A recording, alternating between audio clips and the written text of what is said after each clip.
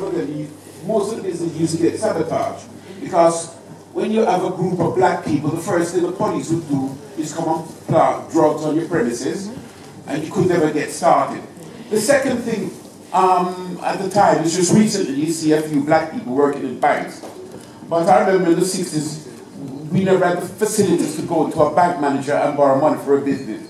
He'd say, like, what kind of business you want? I said, I want to open a Caribbean restaurant, or I want to import Caribbean food, or I want to import yam and sweet potato. And they'd laugh at you because the people, the institution at that time didn't really understand our business. But there was plenty of small black business, especially when we used to run the partner system. During the Macmillan government, they couldn't understand how we got off our feet. After 6 months, we could afford to buy our houses or pay the part. It was through the partner system. And this is one of the things I'd love to see to come back to our community. Now, it hurts me so much to see other minority, other nationalities selling our products, selling our wares, yes, and yet those same people don't even employ one of our own people. So I've become sort of racist in a sense where certain business I do not go into at all. I won't name nationalities, yeah? But, and this is why we didn't have a start. Every time you want to have a start, you get sabotaged by the institution, i.e. the bankers. They put money in the banks.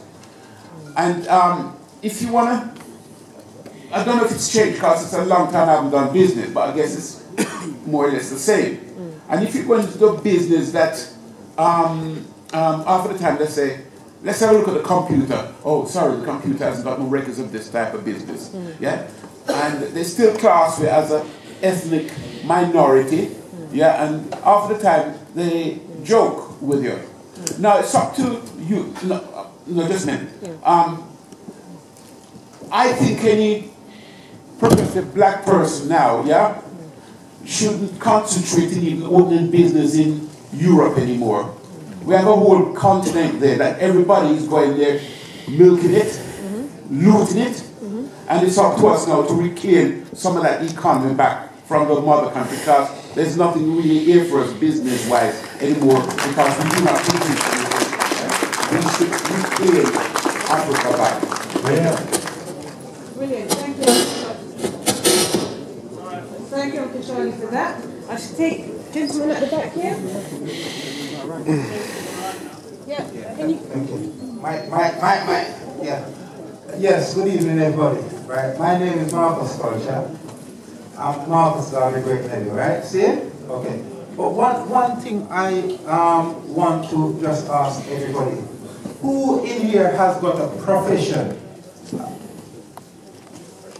I expect to see everybody and Five. yeah, right. No, you see, that's the economy we have. Yes? Now, one of the problems with us as a people is selling ourselves short. Right? So I see a lot of not-for-profit organizations set up. Now, we have a problem in our community of not wanting to make profits. And we have so many anti-capitalists. Yes? But one of our greatest leaders was a capitalist, Marcus Messiah Garvey, my great uncle. Yeah? Now, we need to get that straight, because this is what Dr. Claude Anderson is telling us. Right? So if we are going to go east when we're supposed to go west, if we're going to fight against businesses when we're supposed to build them, we ain't going to get there. So right now, I have got a radio show. I've been working for probably 30 years. This is my daughter, right? And she knows from she was a baby. So right now, we need to just calculate our worth, our value. With all of our skills we have, just calculate 20 or 30,000 pounds, right? Each of us in here, right? And that is the size of our economy, yes? Now, we need to find out where is the accountants. Where are the accountants in here? Our bookkeepers? One? Only one? No, this is where we're failing. Because that is the key thing. But I don't know. That is the key thing. We need financial knowledge and skills let me address to make that work. Let me address that. We can do anything we want to and we don't have to do it within the system that's been set up to keep us in the system. Yeah? You don't have to be an accountant to know accounts. Because I know that the era that Uncle Charlie's talking about, when the first generation came over in the 40s, 30s, some of them couldn't read neither write, but managed to buy 6, 7 houses in 10 years. So what does that mean? The same partner that Uncle Charlie's talking about. Did you know that partner is now illegal, and if you're found out doing it, you will get done for money laundering and spend a minimum of 3 years in prison? Did you know this? No. Right, you better know. And the reason why this is because they understand what we need to do to get us out of that system. Right? So what they do is they marginalize us in every way they can. So I understand where you're coming from, Mr. Garvin's nephew, and it's right, we do need this, but we need to do it collectively, right? Because, like they said, if you have one hand or one finger, you can juke somebody in the eye, right? One hand can box them. If you put the fists together and you thump them, knockout. Do you understand what I'm saying? So if we put everything together as one, it's harder to deal with. We always have these leaders that come up, and the leaders come up and they put their head above the precipice and then boom, get cut off the head, then the rest of the body dies. We all need to be leaders, and we all need to take responsibility for our own economic involvement.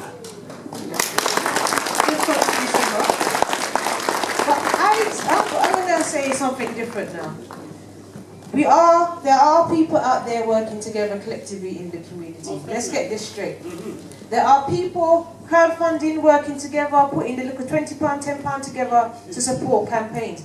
This 7 AM documentary got supported, crowdfunding. We can do this. I don't hear no excuses. Me and Mark is Black Issue Studies. Now we do a whole heap. Yeah? There's nothing stopping us. When we set up Black Issue Studies back in the day, the business advisor goes, I'm not sure, you know, are black people really interested in history? Now that's the worst thing he could have said to me, because if you tell me I can't do something, I'm going to do it. 8 years down the line, we're still here. We don't get no government funding. We only got 2 funding schemes in our life. We survive. The patty and the soup.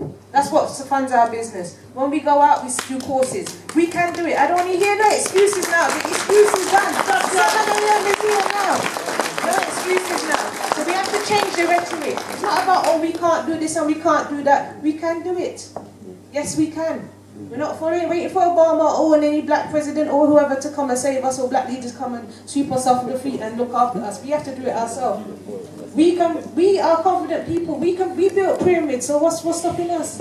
Just like this sister said, when I'm going to certain places and talking to people, we can do this. We can do it, but you have to have that motivation and determination, the will, sacrifice. When you have to get up in the morning, Mark was being in hospital bed, typing emails. I've give birth to baby and gone back to work next day. There's no excuse. We will find a way. There are people in this room supporting each other. Black Issue Studies could not be operating without the support of my mum, my dad, Sister Sonia, Sister Lorna, Sister Danielle, Auntie Jet. There are so much people supporting our work as well. So we have to change the rhetoric. If you aren't good, you know have to run. We have to find the people that support you. And I hear you, brother. Because there are people trying to find like-minded people out there to support your work is hard. But once you can find those people, value them, love them, and hold on to them. So that's what we have to do. I also believe in the saying that birds of a feather flock together. So you can't worry about finding people. When they're ready, they will find you. Do the best that you can do, brother, for you and your inner circle, because it all starts with family, right? Not everybody in your family is going to get on board. It is what it is, right? But what you do is, if you save one person, and I say save in the sense that wake them up. If you save one person in your family, and that one person saves one person, and it goes on and on, can you see that causes the ripple effect? This is what we have to do. We can't worry about trying to save the whole world, because it's not going to happen. Some of us will get left behind. And then it's only when the boat leave the dock and you see them swim and I come, oh no, wait for me, no, it's too late. Right? We cannot say we didn't tell you. But at the end of the day, you've got to do what you've got to do to save yourself first. Because if you're not operating, how are you going to save anybody else? How are you gonna save anybody else? Does that make sense? So you have to make sure that your foot them firm on the ground first, and anybody that's around you that's even interested in trying to get to what you're doing, you give them the time. But we can't go out there and we can only open doors. It's for you to step through it, right? I hear people, so much excuses. Oh, can't you do this thing in South London? You're always doing it in North London. South London's too fast. Excuse me? We have students coming from Birmingham. Shut up, sit down. I don't want to hear no more excuses. Every week for 30 weeks. Every week for 30 weeks. This sister came from Brighton to do the course, and then she came back and done the advanced course as well, from Brighton. And she loved it so much, she's living in Brixton now. Do you know what I'm saying? But nothing is impossible if you put your mind to it, right? And there's always a support network out there if you want to tap into it, but you have to want to do it. We get emails and phone calls all the time. When is Black History Studies going to do this? When is Black History Studies going to do that? When is blah, blah, blah, blah, blah? And I'm saying, Black History Studies is doing 1 zillion things a week. What are you doing? Apart from asking us, what are we doing? What are you doing? Because you get them people all the time. When is All Night's going to bring out a female and male family? Shut up. People like that get on my nerves because they're always asking, when are you going to take the mantle and do it? Stop asking and waiting for other people to do it, because that's a legacy of enslavement. That's a slave mentality. Always waiting on master to give us the go-ahead. No, it's time to take back the power. And we are a powerful people. We just don't realize it because half of us are asleep. I see some hands there. Did I just hear Brother Jason? Yes, you probably did. Yes, we can hear you. Ladies and gentlemen, Brother Jason Black. Can you hear us, Jason? Yes, I can. Okay, right. We're going to try and turn you up as well. This is the first time we've gone into do Skype. Can you hear us now? Yes, I can hear you fine. Yep, so we can hear you now. Say hello to Jason. Yes.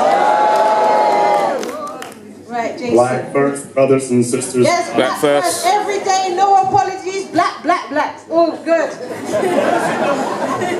First of all, I'd like to thank Charmaine and Mark and everyone else with Black History Studies for screening our film here tonight. I've been listening to you all now for about 15 minutes, and I have to say, even though you're in London, you could very easily be South Louisiana from some of the excuses and some of the things I've heard here tonight. And let me explain to you, remind you, so I've heard a lot of quotations tonight. The road to hell is paved with excuses. If you learn one thing from this film tonight, I hope you understand from the year and a half that I spent putting it together, they're not playing with us. We are now experiencing the most humane form of genocide that humanity has ever witnessed, where they will use their economy to strangle us to death, which is what they're doing, as you all said. Well, they keep blocking our avenues to economic egress, but do you notice the one thing that's not going up? Your wages. Did you notice they're trapping you in a wage trap and not letting you leave? That is strangulation. And we will simply wait. They are willing to wait 100 years for you to wither and die on the vine. You're waiting for them to show up with the cattle cars. That's not what's going to happen this time. What's going to happen this time is a 100-year plan so that when their great-grandchildren come of age, they're just looking around like the Aborigines, people with the Aborigines today. Where were all the blacks? I guess they all got up and left on their own. They used to be here, but there were no cattle cars, there are no gas chambers. So you can't blame us because they're not here anymore. That's the way it's going to happen. A guilt-free form of annihilation. Now, if you think you're going to survive making excuses, then get up and walk out now, because you just wasted $20 equivalent of the United States money. You might as well get up and leave now. You have got a room full of hundreds, literally hundreds of people that you can work with and network with right now. Now, if you get in a room full of hundreds of people, if you get dropped off in a room full of hundreds of black people, specifically for the purposes of building an economy, and you can't do it, you no longer deserve to survive. That's the bottom line. You don't deserve to continue this. Now, if you still have excuses, and if you can't find at least 3 other serious people in that room, then black folk need to be removed from London. You're not serving any purpose. We're being removed. Being removed. Now, you don't have a choice in this, is the last part. It's not like this is optional. In the 21st century, the haves are annihilating the have-nots. Now, if you don't really believe that, get up and leave. If you really believe it, then the age of excuses is over. And what the brother asked me, he said, what is your profession? And we can't get any hands to go up? That means that you have not even started the process of attempting to begin to be in the system. If you don't like accounting, there's engineering, there's computer science. You don't have an excuse. But to a person who just simply is not going to do anything, he'll make an excuse. And if he can't make one, he'll call 10 people and see if he can borrow an excuse. The age of excuses is over. Get it done. Get started living or get started dying. But your parents sold you out. They should have been building an economy 100 years ago, and they didn't do it. They didn't do it in London any more than they did it here in America. And now here you are in the worst dire circumstances you've ever been in, with a police state that is more efficient and more ruthless than anything we've ever seen. London has more cameras than any other city on earth. It is impossible for you to sneak around at this point. So if you can't come together to save your own lives, if you're not willing to do for your children what was not done for you, if you still got excuses in 2015 after what you just witnessed, and understand the situation in London is no different than it is in America. It's no different. You got the dollies and the police over there killing black folk with impunity like they're doing over here. Plain and simple. If this isn't enough for you, the game is over in London. And whichever ones of you got some sense in that room, get the hell up and leave the country. It's done. Word. Thank you, Jason. We're going to open it to the floor. Anybody got any questions for Brother Jason? I see one hand's gone up at the back here. One moment. I'll follow you right now. Some PP cluck. I think it starts with culture. You've got a culture of escapism. People are black Hebrews. I know where that comes from. People are thinking about Egypt all the time. What's the legacy of Egypt? Yeah, what are you doing now? What are you building now? What are your pyramids now? So I think culture is everything. So we've got to start changing the way we think, the way we raise our kids. Enough. Like I go on the bus and little kids like singing dirty lyrics and that. Like it's all we do. So it starts from culture. And every culture that's doing well is based in business, like the Jewish culture, the Asian culture. And we've got to fix up, man. Black people should stop being happy all the time. So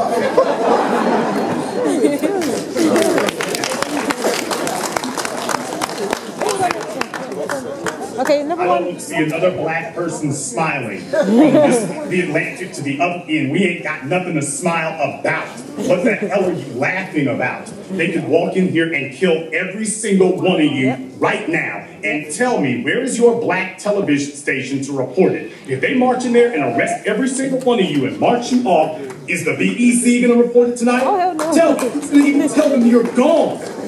Who's even going to say it?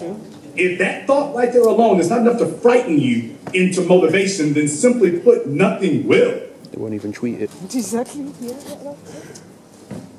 Hi, brothers and sisters. My name is Phil. I will speak to certain people where I work or where I work today. Oh, it's Frankie. Yeah.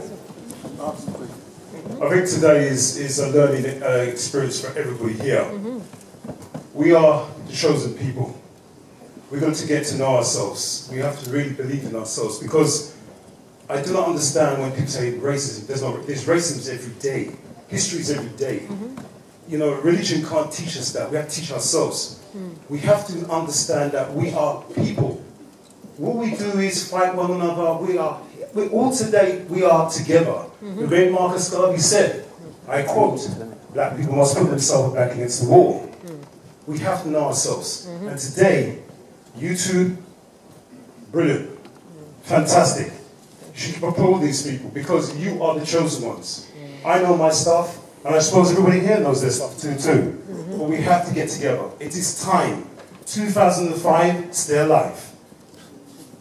Cool. Yeah. Okay. Okay. All right. What we're going to do? We're going to ask you if you can ask some questions, please. Some questions for Jason Black. And sisters, don't be shy. You must talk up. Where's the sisters' hands? Come on.